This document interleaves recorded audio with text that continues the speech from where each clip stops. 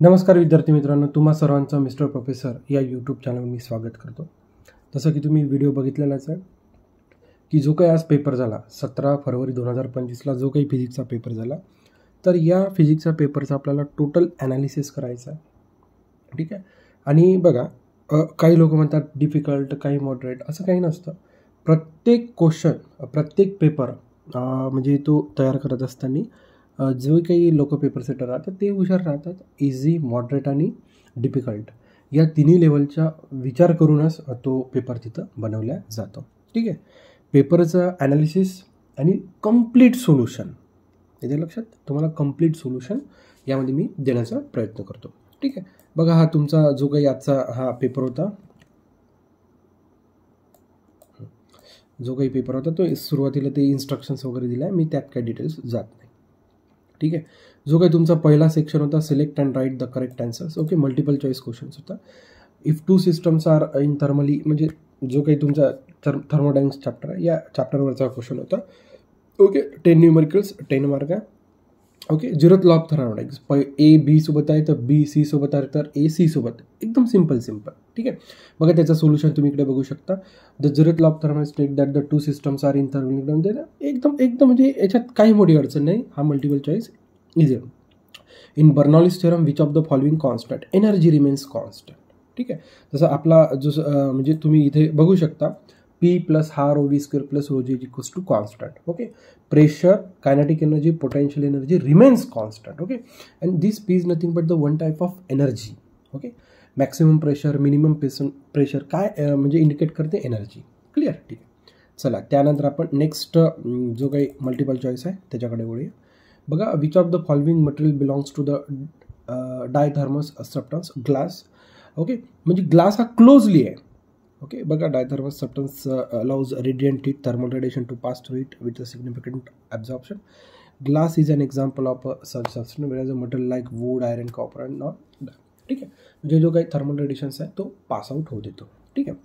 बघा, the electric potential V at a distance r from a point charge is directly proportional to 1/r. Okay, कारण की पोटेन्शियलचा formula असा आहे KQ divided by r. Okay, constant K 1/4πε0. Q is nothing but the charge and R is nothing but the, okay, where the K is the Coulomb's constant.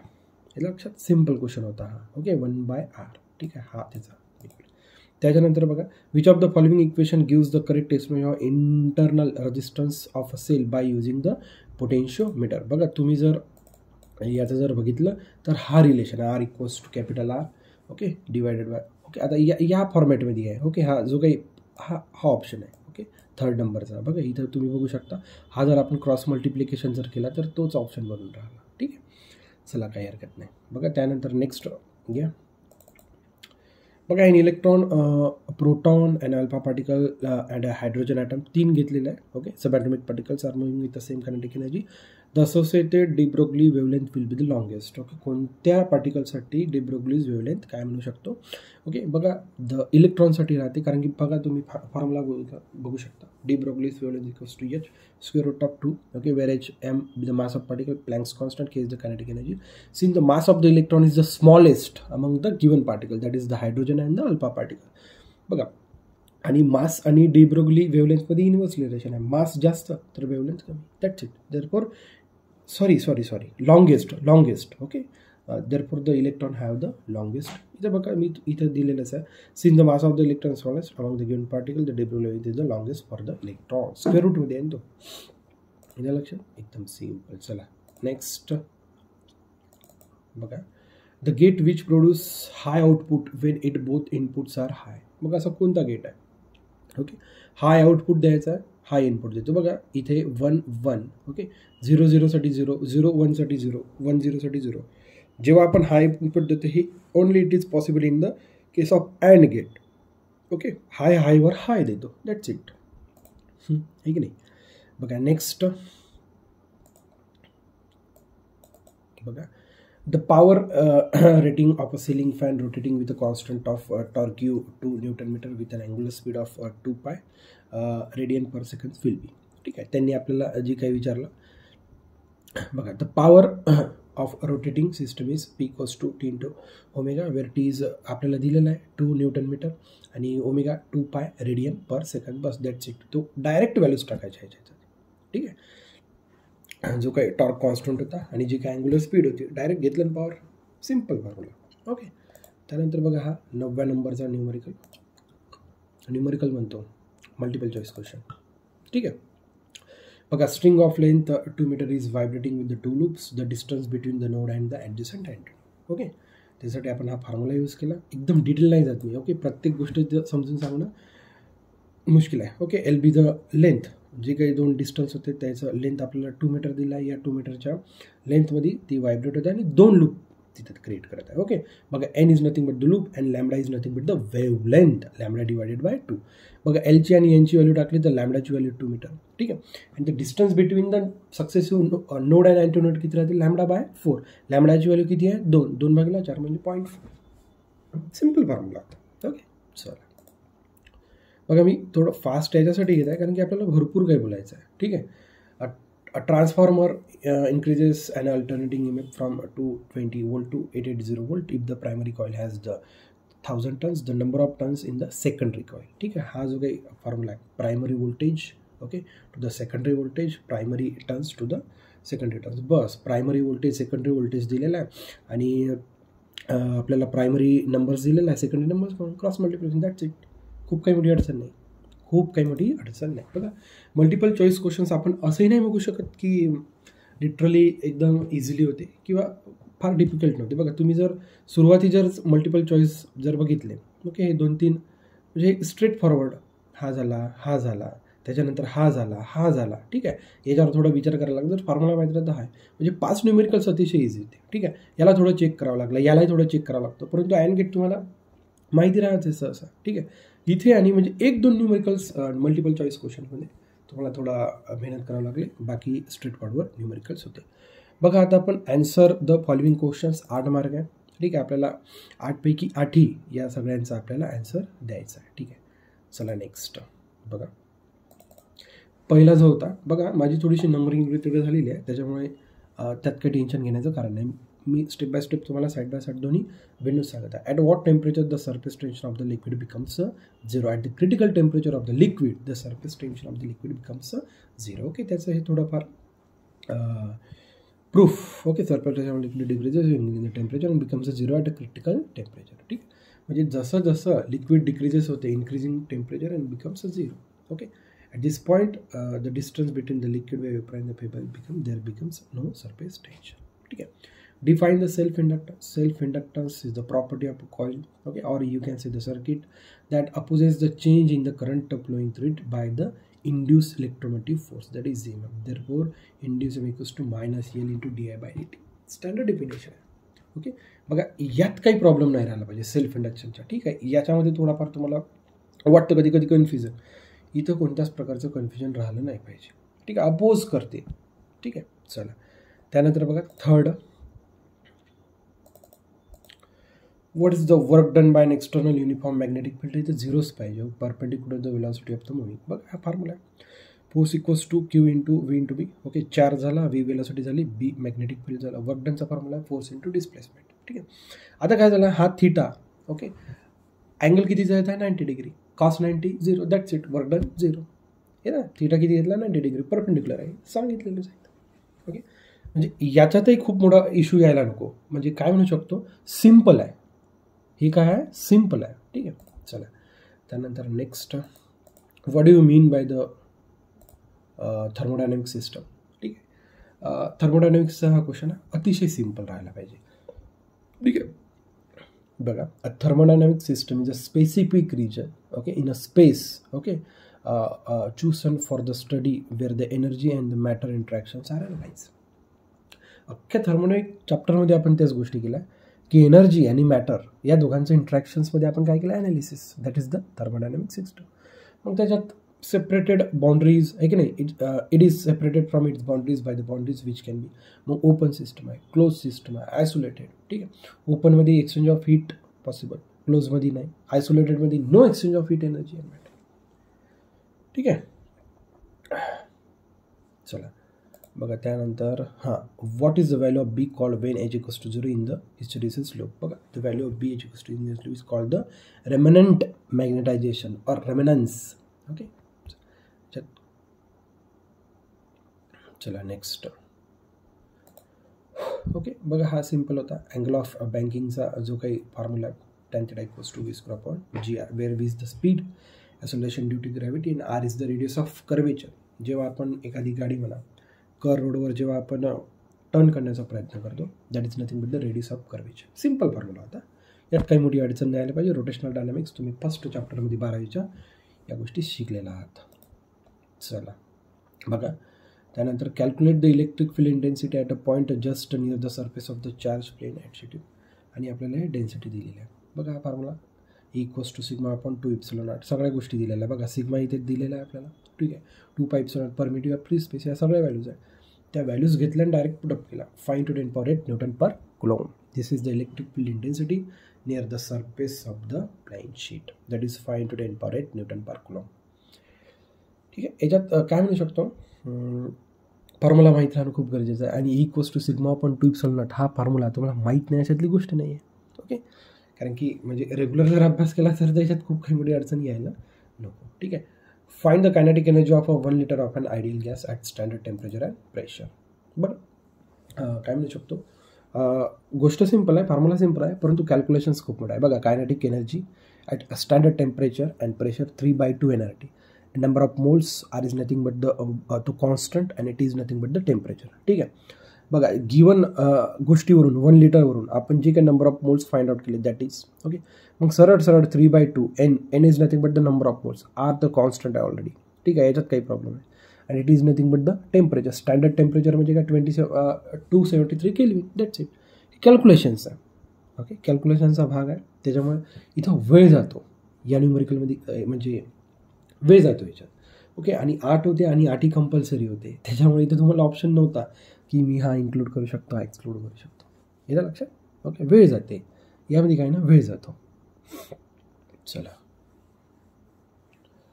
बघा त्यानंतर section बी. इथे attempt any 8 इथे तुम्हाला chance आहे. इथे तुम्हाला include किंवा exclude करायला इथे तुम्हाला चान्स आहे. ठीक आहे बघा explain the harmonic and the overtones. एकदम सिम्पल आहे. बघा harmonics are the integral multiple of the fundamental frequency F.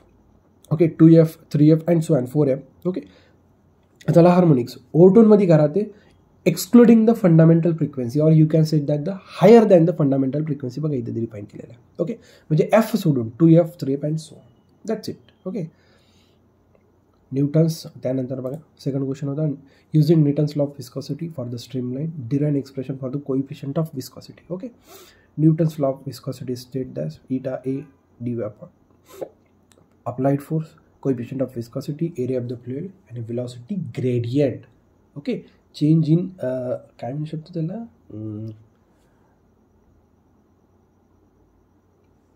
Change in with respect to change in velocity with respect to distance I think. ठीक आहे expression for the coefficient of viscosity काय ना मग हा इटा होता. इटाला आपण एका ठिकाणी ठेवला बाकी सगळ्या गोष्टी शिफ्ट केल्या. That is the equation using the law of viscosity. कोणाचा न्यूटन साहेबांचा. त्यानंतर बघा हा थर्ड. बघा नंबरिंग थोडी चेंज झाली. इथं क्वेश्चन नंबर 5 आहे इथं 3 आहे त्याचा टेन्शन घेऊ नका.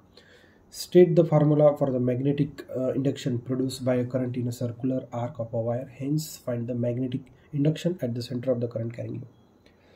ओके म्हणजे हा जो काही फॉर्म्युला आहे एकदम ओके. बघा बघा magnetic field at the centre of the circular coil mu not I theta upon 4 पाय. Magnetic induction at the centre of the सेंटरमध्ये काय होते थिटा इक्वल्स टू जो काय आर्क बनला तो किती झाला 2 पाय. ती व्हॅल्यू टाकली पाय पाय गेट कॅन्सल 2चा भाग गेला mu naught upon 2r. Okay where mu is the permeability I is nothing but the current in that coil and R is nothing but the radius. ठीक आहे आपल्याला स्टेट करायचं होतं डिफाईन करायचं होतं. This is the mathematical expression that we have to define. ठीक आहे हा झाला जनरल फॉर्म्युला.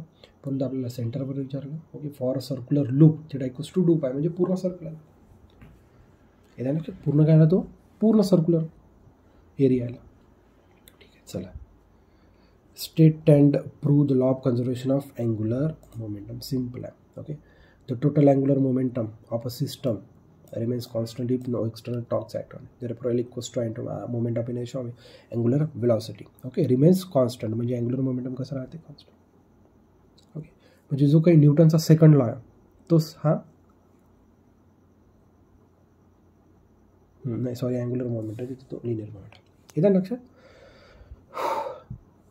हा सोपा होता म्हणजे हा या क्वेश्चनमध्ये खूप काय state any 4 identify LED energy efficient आहे, लॉंग लाईफ स्पॅन आहे, फास्ट स्विचिंग आहे आणि एन्व्हायरमेंटली कसा आहे तो फ्रेंडली आहे. No toxic materials like mercury आणि CFL मध्ये जर म्हणजे आजकाल जो काही आपण LEDच्या अगोदर जो काही CFL वगैरे यूज करायचे यामध्ये वेपरायझेशन डिकंडेन्सेशन त्याच्यात मर्क्युरी राहायचे त्याच्यामुळे ते घातक होते. लॉंग लास्टिंग आहे, बिल पण कमी आहे, ते सगळ्या गोष्टी आहे. ओके चला त्याच्यानंतर स्टेट झाला calculate the energy radiated in 1 minute by perfectly black body of a area this much when it is maintain at the okay. Energy radiated आपल्याला formula sigma AT power four. Okay Stefan's constant दिलेला आहे तुम्हाला, area दिलेला आहे, area किती म्हटलं आहे 200 centimetre square, आपण मीटर स्क्वेअरमध्ये गेला. त्यानंतर आपल्याला टेम्परेचर आपण कशामध्ये कन्वर्ट केला केल्विनमध्ये. बस दॅट्स इट. पहिले आपण काय काढू पॉवर काढू त्याच्यानंतर एनर्जी काढू होय की नाही. या एनर्जीच्या फॉर्म्युल्यामध्ये बघा sigma AT power 4. Okay energy radiated in 1 minute किती आहे पॉवर इंटू टाईम, पॉवरचा formula energy per second therefore equals to 5.6 आणि 10 पॉवर या सगळ्या. ओके या सगळ्या व्हॅल्यूज घेतला त्याच्यात पुट केला. बघा आपल्याला हा झाला एरिया तुमचा, ठीक आहे, हा झाला तुमचा एरिया आणि 5.67 तो झाला तुमचा स्टीफन्स कॉन्स्टंट झाला. लक्षात स्टीफन्स कॉन्स्टंट घेतला, एरिया घेतला, त्याच्यानंतर काय टाकला आपण टेम्परेचर, बस या फॉर्म्युल्यात टाकला. त्याच्यानंतर पॉवर इंटू टाईम किती 1 मिनिट म्हणजे 60 सेकंड. That's it. 174 जूल. बघा त्यानंतर 9व्या नंबरचा question mutual inductance. I think 2 coils having the self inductance 60 millihenry each are coupled with each other. The coefficient of the coupling is 0.75. Calculate the mutual inductance. Key constant coefficient of coupling 0.75. Self inductance दोघांसाठी दिला आहे 60, हेनरीमध्ये convert केला आपण 0.6. बस दोघांच्या value घेतल्या. Simple calculations आहे. 10 power इकडे गेला ते 10 पॉवर आणि square root get cancel 0.06. That's it. 45 milli henry. ठीक आहे. समजा हेनरीमध्ये हे दोन्ही करून ठेवलं आता आपण इथे 0.045 हेनरी, अदरवाईज मिली हेनरी. बघा 9 झालं आपल्याला. बहुतेक तर तिथे एनी किती होते, एनी 8च होते. ठीक आहे आपण सगळ्या क्वेश्चन बघण्याचा प्रयत्न करूया. बघा हा क्वेश्चन झाला ना,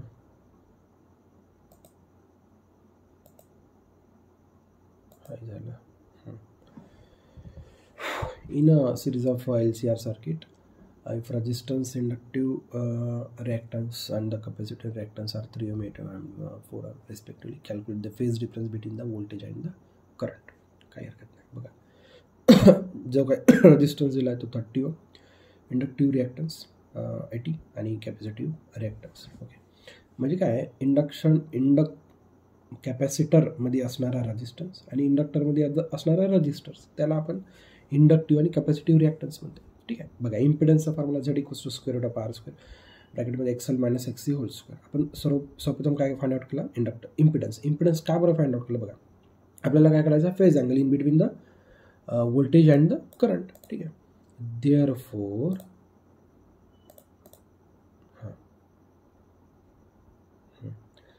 आता आपल्याला थीटा काढायचा आहे, फाय काढायचा आहे. तर tan phi equals to XL minus XR divided bye.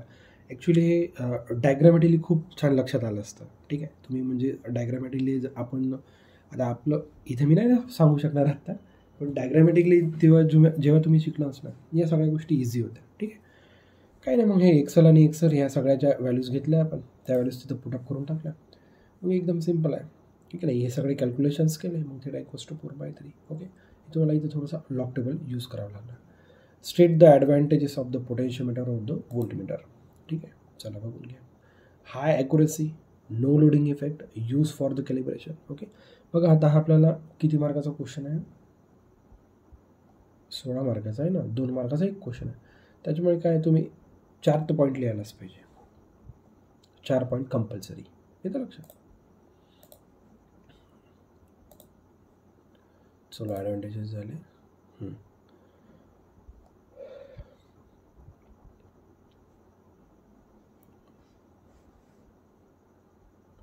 अरे हा LED वर, हा वोल्ट मीटरवरचा होता. State any 4 advantages. बहुतेक तर हा क्वेश्चन नाही, सॉरी तेच तर म्हणता मी वर झाला. ठीक आहे, हा झाला. Draw NEET level diagram circuit for the फुल. हे फुल वेव्ह रेक्टिफायरची काही डायग्राम ते काही मला इथं काढता नाही आली. ठीक आहे, बघा हा क्वेश्चन बघूया. Body of mass this much performs a linear SHM. It experiences restoring force of 0.4 Newton when it displaces from the mean position for cylinder. Determine the force constant K find out करायचं. ठीक आहे, given mass 0.8 kilogram, restoring force and the displacement from the mean position. Okay, by Hooke's law F equals to K into X. K ची value काढायची आहे force divided by x. Force आणि काय म्हणू शकतो तर त्यानंतर डिस्प्लेसमेंट, दोन्ही गोष्टी दिलेल्या आहेत. त्याच्यामुळे इथं मासचं काही काम नाही. कन्फ्युजन, ओके, कन्फ्युजन क्रिएट करण्यासाठी ते मास दिला होता. K equals to 10 newton per metre. चला काही हरकत नाही. बघा एक लास्ट क्वेश्चन हा वाला. A gas of 0.5 mole at 300 Kelvin expand isothermally from initial volume 2 liter to the final volume 6 liter. What is the work done by the gas? Time period इथे find out केला आहे. हा time period कशाचा आहे? ठीक आहे, चुकीनं काहीतरी आलं असणार. बघा number of mole of gas आपल्याला गिवन होता. इनिशियल व्हॉल्यूम, फायनल व्हॉल्यूम, टेम्परेचरवर. Universal gas constant 8.314 joule per mole per kelvin. ठीक आहे, आयसोथर्मल एक्सपान्शनसाठी वर्क डनचा formula NRT log of final upon initial. एनची व्हॅल्यू घेतली. Number of moles, R universal gas constant is nothing but the temperature. मग हे लॉगचे आपण रूल्स अप्लाय केले, फायनल आणि इनिशियल, लॉग 3. ठीक आहे, त्यानंतर बघा पुढे कॅल्क्युलेशन्स आहे. Log 3 nearly equals to this much. मग ती लॉग 3ची इथे व्हॅल्यू टाकली आपण. Okay, nearly equals to 1370 joule of work is done. Okay, when the gas expands isothermally. सोपा क्वेश्चन होता, म्हणजे याच्यात काही मोठी अडचण यायला नाही. यातही जर तुम्ही बघितलं तर 14 क्वेश्चन्सपैकी आपल्याला सॉल्व करायचे 8 क्वेश्चन्स. 7 ते 8 क्वेश्चन्स करू शकतो. प्रत्येक क्वेश्चन 2 मार्काचा होता. ते तुम्ही करू शकत होते, अशातले ते क्वेश्चन्स होते. क्लिअर. बघा आपण next we are moving to the section C. Obtain an expression for the period of a bar magnet. काही हरकत नाही. Vibrating in uniform magnetic field performing SHM.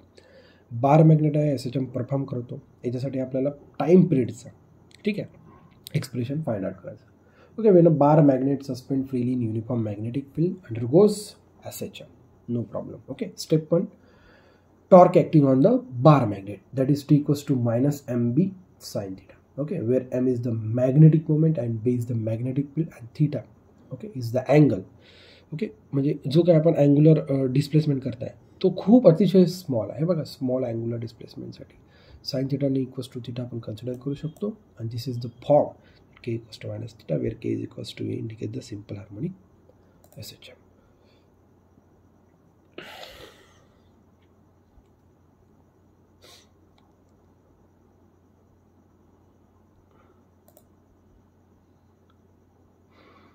काय हरकत नाही. बघा नेक्स्ट आहे step, moment of inertia bar मॅग्नेटचा find out करण्यासाठी. बघा, the moment of inertia of a bar magnet 1/3 ml² axis rotating for a thin magnet mass m and length are the L. Equation of motion आपल्याला माहिती आहे d2 theta upon dt² plus mb upon sin theta equals to 0. Comparing this equation with the standard equation of the angular SHM. इथं तुम्हाला ओमेगाची value मिळते. Okay, का बरं? T equals to 2π upon omega, हा simple formula आहे. ओमेगाच्या ठिकाणी हा टाकला. ठीक आहे, मग आता आपण जे काही moment of inertia initially find out केलं होतं येतं लक्षात. हा इथे 1/3. ओके, ती मोमेंट ऑफ इनर्शियाची व्हॅल्यू इथे टाकली. मग थोडे बहुत कॅल्क्युलेशन्स केले. That's T equals to 2π square root of I upon m. हा इक्वेशन तुम्हाला लक्षात राहायला पाहिजे. T equals to 2π square root of I upon m. ठीक आहे. ओके, बघा अटेम्प्ट एनी 8 आहे, म्हणजे प्रत्येक क्वेश्चन 3 मार्काचा आहे. ओके, 8 × 24. बघा सगळ्या डेफिनेशन्स आहे, mechanical equilibrium, chemical equilibrium, thermal. एकदम सिम्पल आहे. आणि तुम्ही जर बघितलं तर प्रत्येक सेक्शनमध्ये थर्मोडायनॅमिक्सवर भरपूर भर दिसतो या पेपरमध्ये मला. याच्या लक्षात या जनरल डेफिनेशन्स आहे, याच्यात मी खूप काही डीपली जात नाही. बघ आता Brewster's law and the formula for the Brewster's angle. ही ब्रीव्हस्टर्स लॉचं statement, Brewster law state that the when light is incident at a specific angle that is theta b on a transparent surface, the reflected rays completely polarized perpendicular to the plane of the incidence. Okay, using Snell's law चा आपण relation use करू या सगळ्या गोष्टी find out केल्या. बघा n1 sin theta आणि n2 sin theta. The reflected angle are perpendicular to each other, meaning okay जो काही ब्रीव्हस्टर अँगल आहे, जो काही रिफ्लेक्टेड आहे, इक्वल्स टू किती राहतो म्हणतो 90 डिग्री. बस मग आता आपल्याला काय करायचं आहे ना, जो काही इन्सिडेंट आहे तो ब्रीव्हस्टर आहे, जो काही रिफ्लेक्टेड आहे तो किती राहतो बघा, इथून रिफ्लेक्टेड काढू शकतो आपण 90 minus theta B. That's it. Okay, हा सबस्टिट्यूट केल्यानंतर इथपर्यंत आलो. मग साइन ऑफ 90 मायनस थीटाला आपण कॉस थीटा लिहू शकतो. आपल्याला टॅन थीटा फाइंड आउट करायचा, साइन थीटा n2 इथेच ठेवायचा, n1 इकडे शिफ्ट केला. That is okay. Brewster angle theta B equals to tan inverse of n2 minus n1. Refract where n1 is the refractive index for the first medium and the for the second medium. इथं लक्षात. Then explain the law of reductive decay. Define the one. बघा हे म्हणजे थोडा step by step आहे. The rate of reductive decay, the rate of decay with respect to time is directly proportional to the n आहे. ठीक आहे. Proportionality sine काला इक्वलिटीचं काय आणलं, डीके आहे त्याच्यामुळे निगेटिव्ह साईन आणि लॅम्डा हा झाला constant. Decay constant, number of and decay. ठीक आहे. डीके कॉन्स्टंट, द रेट आहे D N minus D T काय rate. Solving the differential equation पहा, याला आपण लॉग घेतला. ओके, लॉग आणि differential get cancel, log of N आणि इथे minus lambda T plus C. Integrate केलं. Integral of integral of 1/n into D N log in minus lambda integration of D T T plus C. Clear. आता बघा जेव्हा तो 0 राहतो तेव्हा decay constant N naught be the decay constant. म्हणजे हे आपण कॉन्स्टंट फाइंड आउट करण्यासाठी कंडिशन यूज करतो आपण. ठीक आहे. बघा यांच्या ठिकाणी एन नॉट ठेवलं, log of N naught, time किती आहे 0, म्हणजे सीची व्हॅल्यू किती झाली this much, log of N naught. मग ही सीची व्हॅल्यू आपण इथे पुट केली. ठीक आहे. मग आता काय करा, taking exponential log get cancel, N naught e power minus lambda by T. That's it. बघा 1 becquerel is the SI unit of radioactivity defined as the 1 decay per second, disintegration per second. चला त्यानंतर state and prove the Kirchhoff's law of heat radiation. याच्यात खूप काही म्हणजे काय म्हणू शकतो, डिटेल जाण्याची काही गरज नाही, सिम्पल आहे. त्याच्यानंतर बघा obtain expression for the practical demonstration of the end correction. आता एंड करेक्शन दोन्ही पाईपसाठी राहतो. ओके, एक ओपनसाठी एक आणि एक क्लोजसाठी. हे सगळं त्याचं प्रूफ आहे. ओके, मी डायरेक्टली येतो. बघा for a pipe open at both end correction राहते L+2E आणि for the pipe close at one end L+E. क्लोजसाठी 2E आणि याच्यासाठी E, L+C. म्हणजे त्या लेंथमध्ये इकडे 2E ॲड करावं लागतं क्लोज एंडसाठी, ओपनसाठी E ॲड करावं लागतं. खूप डिटेल जात नाही राहतं. ओके, बघा त्यानंतर हा क्वेश्चन असणार, rotational EMF induce in conducting bar magnet. आपल्या रोटेशनल इव्हेंट हा बरोबर आहे बिटवीन द. बघा रोटेशनल EMFसाठी induce EMF in the bar is given by BVL. V equals to omega, relation between the linear and the angular velocity are values from the 0 to L. ठीक आहे. Induce EMF मग आपण घेतला integration. Okay, इथपर्यंत आलो. बघा हे simple steps आहे, खूप डिटेल नाही जात आता. झालं तो क्वेश्चन तिथेच संपला. Okay, this is the induce EMF between the ends of the bar 1/2 BWL², where L is the length. Okay, 1/2 constant, B is magnetic field, W is angular velocity, angular speed, you can say that. But next time, an electron in the hydrogen atom stays in its second orbit for this much of time, 10^-. How many revolutions will it take around the nucleus in the time? Okay, म्हणजे 10⁻⁸ सेकंदात तो second ऑर्बिटमध्ये number of revolutions किती number of revolutions made by the electron in the hydrogen, त्याचा charge इलेक्ट्रॉनचा, त्याचा mass, second ऑर्बिटची radius of second orbit, ठीक आहे. त्याच्यानंतर टाईम स्पेंड एवढा करतो, ठीक आहे. In the hydrogen atom the angular velocity of the electron in the second orbit is given by 2πr/t. The force acting on the electron due to the centripetal force and the Coulomb force between the electron and the nucleus is this much. काही हरकत नाही. बघा आपल्याला काय find out करायचं आहे, तो किती काय म्हणू शकतो, काय फाइंड आउट करायचं आपल्याला, एक मिनिट, रिव्हॉल्युशन्स, नंबर ऑफ रिव्हॉल्युशन्स, ठीक आहे. बघा सेंट्रिपिटल फोर्स आणि त्यामधला हा जो काही कुलम फोर्स होता तो आपण इक्वेट केला, कारण की electrostatic force of attraction in between the nucleus आणि इलेक्ट्रॉन सेंट्रिपिटल फोर्सची ड्युटी करतो, ठीक आहे. इक्वेट केलं, व्हेलॉसिटी फाइंड आउट केली. ओके, मग त्याच्या सगळ्या या आपण गोष्टी टाकला, कॉन्स्टंट के, चार्ज, त्याच्यानंतर मास, त्याच्यानंतर रेडियस, ही वेलॉसिटी फाइंड आउट केली. रिव्हॉल्युशन पर सेकंडचा फॉर्म्युला आहे v/2π. ही वेलॉसिटी फाइंड आउट केली, वेलॉसिटी इथे पुट केली 2π, त्याच्यानंतर या सगळ्या गोष्टी कॉन्स्टंट आहे या टाकल्या. ओके, आर होता, आरला पायला मल्टिप्लाय केल्यावरती 2π आणि रेडियस आपण याच्या अगोदरच आपल्याला गिवन आहे, रेडियस गिवन नाही, ऑलरेडी आपण रेडियस फाइंड आउट केलेलं आहे. तर त्याची जी काही फ्रिक्वेन्सी आहे ते 6.5 × 10^13 हर्ट्स.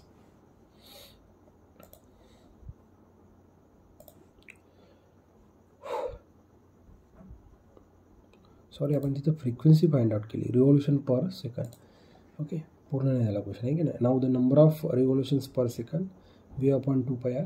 हां, the total number of revolution that is 10^8. हां, म्हणजे आपल्याला त्याला टाईमनी काय करावं लागणार, मल्टिप्लाय, म्हणजे 6.5 × 10^6 रिव्हॉल्युशन्स.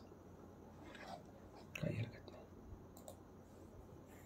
बघा, work done during the first 4 revolution of the flywheel. बघा, हा फ्लायव्हीलचा क्वेश्चन आहे, न्यूमेरिकल आहे. A flywheel of a motor has a mass 1000 kg and the radius this much, develops a torque of 2000 Newton. Rotating from the rest, calculate the work done during the first 4 रिव्हॉल्युशन्स घेण्यासाठी त्याला काय work done करावं लागलं. Okay, ही त्याची एक total method आहे, खूप detail नाही जात मी आता. दिस मच ऑफ वर्क डन तुमचं यायला पाहिजे, 50,706. ठीक आहे. न्यूमेरिकल्स काय म्हणू शकतो आहे, म्हणजे न्यूमेरिकल्स लेवलची डिफिकल्टी आहे काय ना. आपण न्यूमेरिकलसाठी म्हणा किंवा जे काही आपले हे क्वेश्चन्स राहतात, आपण महाराष्ट्र CETची प्रॅक्टिस करत असतो, तिथे 2 ते 3 स्टेप्समध्ये आन्सर निघतात, परंतु स्टेट बोर्डमध्ये तसं होत नाही, हे तुम्हाला दिसून येतं इथनं. याच्या लक्षात. ओके, बघा, त्यानंतर हा गॅलोनोमीटरचा क्वेश्चन आहे. Has a resistance, the current of 2 mA, calculate the resistance required to convert into ammeter. ठीक आहे, या सगळ्या गोष्टी पूर्ण डाटा तुम्हाला दिलेलाच आहे. पहिला होता तो, त्याच्यानंतर second. Diameter of the water drop, हा लास्ट क्वेश्चन. याच्यानंतर 2 क्वेश्चन्स आहे. Diameter of the water drop 0.6 mm, calculate the pressure inside the liquid drop. एक लक्षात ठेवायचं, pressure inside as compared to outside जास्त राहतो. किती जास्त राहतो, this much, 40 divided by T is nothing but the tension, R is nothing but the radius. ठीक आहे. मग pressure inside is equals to pressure outside plus this much होतं. Pressure inside find out करायचं. ठीक आहे, त्याच्यासाठी आपल्याला R फाइंड आउट करणं खूप गरजेचं आहे. ठीक आहे, radius of the drop D divided by 2, diameter आपल्याला दिलेलं होतं, R आपण इझिली इथून फाइंड आउट करू शकलो. मग आपण एक एक गोष्टी तिथं पुटअप केल्या. बघा, 4 जो काही टेम्परेचर टेन्शन होता तो 9/cm होता, त्याला आपण आय थिंक मीटरमध्ये कन्वर्ट केलेलं आहे. ठीक आहे. त्यानंतर रेडियस आपण फाइंड आउट केलं 0.3, ह्या सगळ्या व्हॅल्यूज टाकल्या. ठीक आहे. मग outside pressure standard value 1.013 ATM. मग या आउटसाईड प्रेशरमध्ये या सगळ्या कॅल्क्युलेशन्स केले तर इथे आले 1.002 10⁵ Nm/m². ठीक आहे. या सेक्शनचा लास्ट क्वेश्चन बघूया आता. Magnetic field at the centre of the solenoid. ठीक आहे.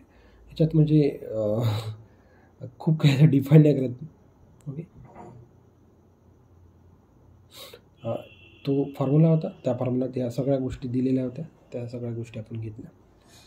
Lastly we will move to the section D, ferromagnetic, explain it on the basis of domain theory. Okay, domain थेरीच्या बेसिसवर हा क्वेश्चन राहतोच. एक तर फेरो 2-3 पैकी या गोष्टी येतातच. Next, obtain an expression for the average power dissipated in the LCR circuit. Power dissipated in the LCR circuit. ठीक आहे, VRMS R × ZR². Impedance, distinguish between the interference. Okay, interference phenomena आहे, म्हणजे एका particular पॉईंटला जेव्हा 2 waves एकत्र येतात मग तो कन्स्ट्रक्टिव्ह राहू शकतो, डिस्ट्रक्टिव्ह राहू शकतो, depends on the phases. Okay, diffraction, ऑब्स्टॅकल्सला तो लागल्यानंतर लाईट कसा डिस्ट्रीब्यूट होतो, नाही का. Diffraction refers to the bending of lights waves around the obstacles and the spreading of light waves when the passing through the narrow slit. चला,